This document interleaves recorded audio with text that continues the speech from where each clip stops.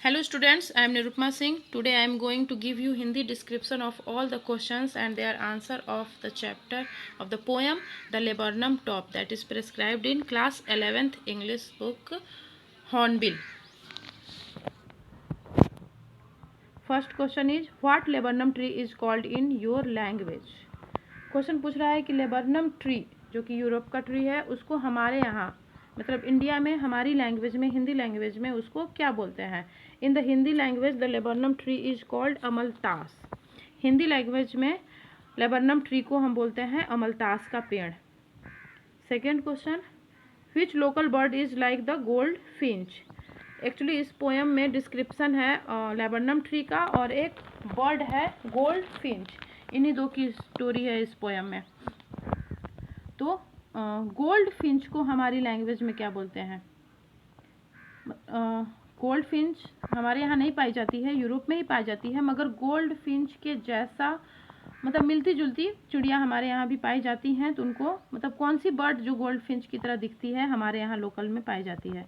Indian lutino ring neck is like the gold Finch. ये एक bird है जो भारत में पाई जाती है और ये गोल्ड फिंच की तरह दिखती है। और हमारी जो गौरैया होती है ना वो भी गोल्ड फिंच की तरह दिखती है, बस गोल्ड फिंच येलो कलर की होती है, गौरैया नहीं होती। Third question is what do you notice about the beginning and the ending of the poem. जैसा कि तुम लोगों ने पोएम पढ़ा होगा, मैंने उसका डिस्क्रिप्शन का वीडियो भी बना दिया है, जा करके तुम लोग मेरे चैनल पे देख लेना। उसमें मैंने बहुत अच्छे से एक एक लाइन समझा दिया है। उसमें स्टार्टिंग में भी डिस्क्रिप्शन है ट्री का और लास्ट में भी डिस्क्रिप्शन है ट्री का, बीच में एक्टिविटीज़ है उस गोल्ड फिंच का। तो स्टार्टिंग में क्या होता है कि एकदम से the tree was still and silent, एकदम से स्टिल एंड साइलेंट होता है और फिर जब बर्ड चली जाती है तो फिर से स्टिल एंड साइलेंट ही हो जाता है। तो यहाँ पे क्वेश्चन है कि तुमने क्या नोटिस किया? Beginning and end of the poem, ending of the poem. At the beginning and the ending of the poem the laburnum tree was standing still and silent just like death like. यही notice करते हैं कि beginning में भी, poem के beginning में भी और एंडिंग में भी, दोनों में क्या है? ट्री एकदम से स्टिल है, मतलब नो मूवमेंट, कोई भी मूवमेंट नहीं हो रहा है, कोई भी हलचल नहीं हो रही है ट्री के अंदर, और एकदम से साइलेंट है, कोई भी आवाज़ भी नहीं रही है, जस्ट डेथ लाइक। जैसे मृत्यु के बाद शरीर में कोई भी आवाज़ या कोई भी हलचल नहीं होती है, उसी तरह उस ट्री लेबर्नम ट्री में भी कोई भी हलचल नहीं है, कोई भी आवाज़ नहीं है। The tree was looking like totally dead, एकदम लगता है कि उसके अंदर जान ही नहीं है, मगर जब गोल्ड फिंच आ जाती है तब वो लाइफ लाइक हो जाता है। Fourth question is to what is the birds movement compared. What is the basics for the comparison. Poem में बर्ड का जो मूवमेंट है, बर्ड के मूवमेंट को किसके साथ कंपेयर किया गया है और इस कंपेरिजन का, इस तुलना का बेसिस क्या है? In gold Finch movement is compared to that of the lizard because she was abrupt, sleek and alert. इस पोयम में एक्चुअली गोल्ड फिंच की मूवमेंट का कंपैरिजन किया गया है लेजर्ड से, छिपकली से, क्योंकि छिपकली एकदम से सतर्क होती है, स्लिक काफ़ी मुलायम होती है और अलर्ट होती है। तो गोल्ड फिंच भी छिपकली की तरह एकदम से सतर्क है और एकदम से मुलायम मीन्स यहाँ पे है स्लिक मूवमेंट, मीन्स होता है टेंडर मूवमेंट, मतलब कि छिपकली जैसे दीवार पे चलती है तो थोड़ी भी आवाज़ नहीं आती है, कोई भी आवाज़ उसके चलने से नहीं आती है। उसी तरह बर्ड भी एकदम मुलायम तरीके से बिना कोई आवाज़ किए पत्तियों से अंदर अपने नेस्ट के पास पहुँच जाती है। तो बर्ड का कंपेरिजन लिजर्ड से है। Fifth question is why is the image of the engine evoked by the poet. Poem में पोएट ने एक इमेज, एक तरह से कल्पना किया है एक इंजन का। तो इंजन वाली कल्पना क्यों की गई है पोयम में? As the engine is the source to run the machine. किसी भी मशीन को चलाने के लिए एक इंजन की ज़रूरत ही होती है, इंजन के थ्रू ही मशीन चलता है। The bird is compare to the engine as she is the feeder of her family. इस पोयम में क्या है? एक बर्ड है जो अपने बीक में, चोंच में खाना लेके आती है और अपने बच्चों को खाना खिलाती है। तो जिस तरह से किसी भी मशीन को चलाने के लिए एक इंजन की ज़रूरत होती है, उसी तरह ये जो बर्ड की फैमिली है, उसके जो छोटे छोटे बच्चे हैं, उनको भी जिंदा रखने के लिए बर्ड की ज़रूरत है, माँ की ज़रूरत है। वो माँ एक फीडर है, खाना खिलाने वाली है, बाहर से खाना लेके आती है और अपने बच्चों को खिलाती है। तो वो अपनी फैमिली क्या हो गई, बर्ड और उसके छोटे छोटे बच्चे, ये हो गई पूरी फैमिली। और इस फैमिली को चलाने वाला इंजन क्या है, बर्ड। बच्चे अभी नहीं चलाने लायक है, बड़े बच्चे उस मशीन का एक पार्ट है, मगर इंजन, उस मशीन का इंजन कौन है, बर्ड है। As a machine can not work without an engine, her family can not last without her. जैसे कि कोई एक मशीन, बर्ड और उसके बच्चे मिल करके एक मशीन बना लेते हैं।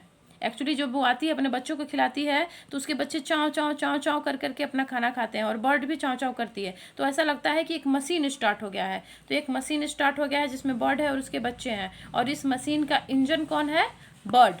जैसे कि मशीन बिना इंजन के नहीं चल सकती है, उसी तरह एक फैमिली वाला मशीन बिना बर्ड के, बिना माँ के नहीं चल सकता है। उसके बच्चे भी बिना उसके जिंदा नहीं रह सकते हैं। Question number 6, what do you like most about the poem. तुमको इस पोएम में सबसे अच्छा क्या लगा। ये तो सबके आंसर अलग अलग वेरी हो सकते हैं, किसी को कुछ अच्छा लग सकता है, किसी को कुछ ऐसा लगता है। अच्छा होगा अगर तुम लोग इस क्वेश्चन का आंसर खुद लिखो, मगर फिर भी मैंने एक दे दिया है। I like the comparison of the state of the tree before and after the goldfinch bird arrives and it makes the death like tree alive। Actually मुझे इसमें अच्छा लगा कि ये जो ट्री है, बर्ड से आने से पहले एकदम से डेड लाइक है, एकदम डेथ लाइक है। उसके अंदर कोई भी मोशन नहीं है, कोई भी हलचल नहीं है, कोई भी साउंड नहीं है। और जब गोल्डफिंच आ जाती है तब वो बर्ड, वो ट्री जिंदा हो जाता है। उसके अंदर चहचहाट की आवाज़ स्टार्ट हो जाती है, और बर्ड के आने से और बच्चों को खाना खिलाने से उसकी डालियाँ भी हिलने लगती हैं, पत्ते हिलने लगते हैं। एक्चुअली क्या दे रही है ये बर्ड, जो है ट्री को जीवंतता दे रही है। ट्री जिंदा तो है मगर देखने में नहीं लगता है, देखने में लगता है कि मर चुका है। तो बर्ड के आने से उसको जीवंतता मिल रही है, उसको लाइफनेस मिल रहा है। और ट्री क्या दे रहा है बर्ड को, ट्री बर्ड को और उसके बच्चों को शेल्टर दे रहा है। दोनों एक दूसरे को कुछ ना कुछ दे रहे हैं, दोनों एक दूसरे पे आश्रित हैं। Question number 7 is what does the phrase her bared face identity mask mean.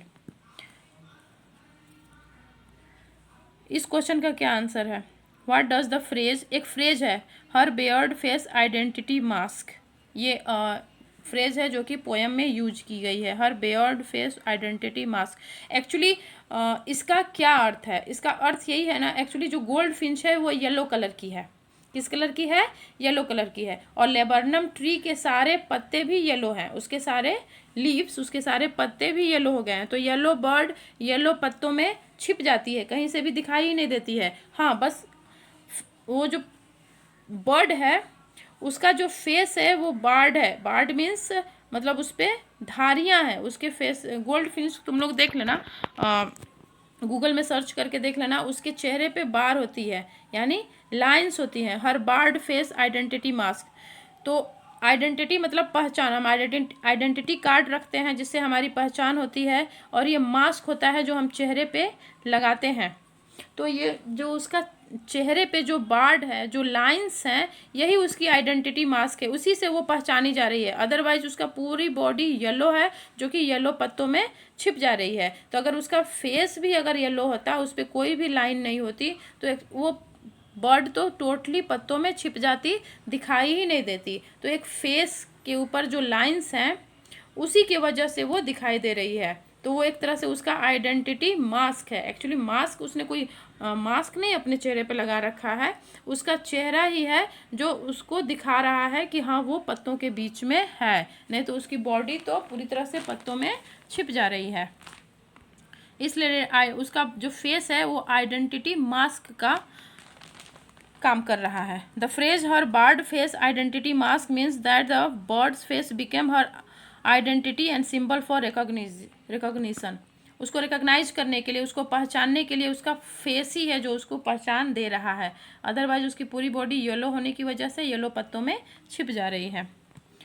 8 number question में दिए गए थे कि साउंड वर्ड्स, पोएम में जितने भी साउंड्स वर्ड्स हैं उनको आइडेंटिफाई करके लिखो। तो कुछ साउंड्स वर्ड्स हैं जैसे ट्विचिंग जो रुक रुक करके चहचहाने की आवाज़ आती है उसको बोलते हैं twitching. Chirp is the sound of birds की जो साउंड होती है उसको चिरप कहते हैं। चिटरिंग भी होता है कंटिन्यूअस चाव चाव की आवाज़। ट्रिलिंग ये भी साउंड है, विस्परिंग धीरे धीरे बोलना, ये सब साउंड वर्ड्स हैं। Sound words, action words, sound words जिससे साउंड डिनोट होता है, जिससे आवाज़ का पता चलता है, आवाज़ की क्वालिटी का पता चलता है, उसको बोलते हैं साउंड वर्ड्स। मूवमेंट वर्ड्स होते हैं जिससे मूवमेंट का पता चलता है कि कैसी मूवमेंट हो रही है, the movement words. Movement words को भी छांट के लिखना है पोएम से। तो movements words comes, enters, starts up, flirts out, flirts मतलब फड़फड़ाना पंखों को, लॉन्चेज अवे तेज़ी से उड़ जाना, ट्रैम्बल कांपना, सबसाइड, ये सब मूवमेंट वर्ड्स हैं। और काफ़ी छोटे छोटे क्वेश्चंस हैं। The dominant colour in the poem is yellow, पूरी पोएम में yellow, yellow sunlight, yellow September, yellow leaves, yellow goldfinch, yellow colour का पूरा प्रभुत्व है पोएम में। लेबनम टॉप भी येलो है क्योंकि उसके लीव्स येलो हैं, उसके सीड्स येलो हैं, सनलाइट भी येलो है और वो बर्ड भी येलो है। Words which describe sleek, alert and abrupt, lizard, machine and suddenness. Words with the sound ch as in the chart and tr as in trembles in the poem. Ch sound words, ch words is chirrup, chittering, goldfinch, branch, twitching, trilling, tremors. tr से है trilling, tremors. ch sound से है chirping, goldfinch, branch, twitching, chittering.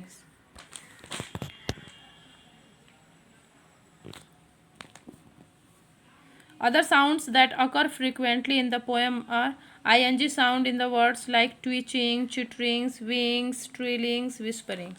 That's all.